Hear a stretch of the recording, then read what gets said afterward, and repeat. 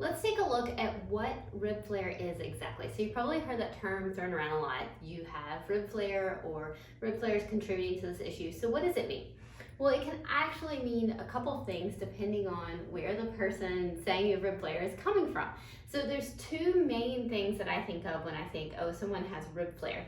One of them is a front to back. So this is more of a positioning of the rib cage that's easy to change. All it takes is a little bit of just body awareness, education, repositioning. Then you have your infrasternal angle, which is a bit harder to change, but possible to change. And this has more to do with the muscular positioning that's holding onto the ribs, and that takes a little bit longer to change.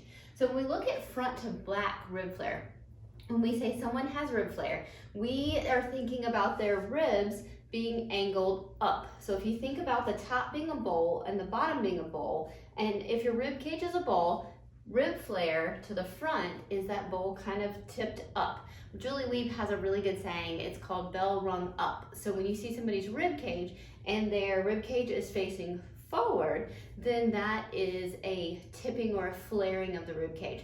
Now, why don't we want this? Well, our diaphragm, which sits underneath our rib cage, I am a horrible artist, okay? Which is why I'm using my own body to demonstrate, not relying on art. So your diaphragm sits underneath your rib cage. So if your rib cage is positioned forward, then think about that pressure that the diaphragm is sending down.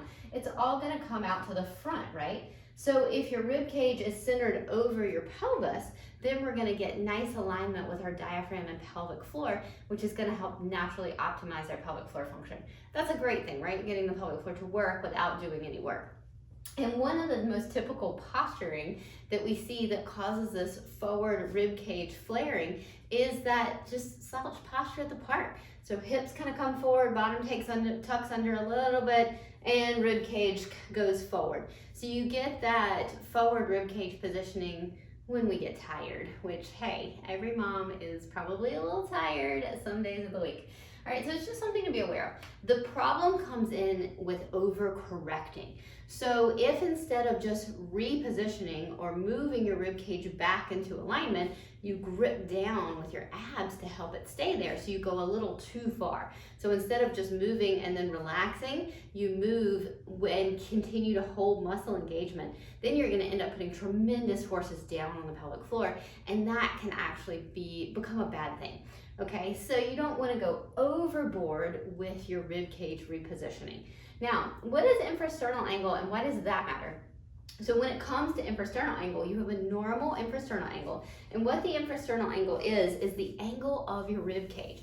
Okay, so if you were to go in the bathroom and draw a line, so trace your ribs, you would see you'd be able to outline your infrasternal angle. So this is the angle at which your sternum ends and your ribs come out. So that infrasternal angle, 90 degrees, is about normal, okay? So I'm putting normal in quotes here because everybody's gonna be a little more or a little less, and that will be their normal.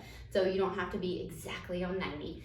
But Shirley Sarman raised a good point with muscle balance and having a normal 90-degree rib cage. So what we'll often see postpartum is a wider rib cage. So that infrasternal angle will be a lot wider than 90. What do you think this is doing to a diastasis, if there was a diastasis here in the middle? And I have run out of ink. Okay, so think about that. Is there being a diastasis right here in the middle? And what do you think that having that larger rib cage angle would do? Would put a pull on that diastasis. So you can see how it would put a wider pull on it, which can decrease healing. Now, if you have a narrower than normal rib cage, what is that telling us? That's telling us that you probably have really strong external obliques. So these external obliques come in like this, and they're very strong. And when you have that big pull of those external obliques, that puts a lot of pressure down on your pelvic floor. So your pelvic floor ends up with lots of pressure. So I tend to see, just generalizing here, not always by any case, but if we're talking more than 50%, I generally see more diastasis issues when somebody comes in with a wider rib cage, and I tend to see more pelvic floor issues with someone who tends to grip down with their external obliques more. Now, just a generalization, definitely not all the time across the board by any means, but it can be something to look for and something to maybe consider working on if you want to address ribcage angle. The other thing is that it can be really postpartum because your bras might not fit quite like they used to. So you go to hook a bra and you're like, wow, I really feel like I need a bra extender, or I'm on like the last clip when I was on the first one before getting pregnant, or dresses, you can't get dresses as a backup. So getting that rib cage in and down can be an awesome thing for getting that function back from working with your diaphragm, working with your pelvic floor, getting great core activation, getting balance with your core muscles. So when somebody says address your rib flare, they're probably talking about one or the other for addressing the rib cage angle or positioning.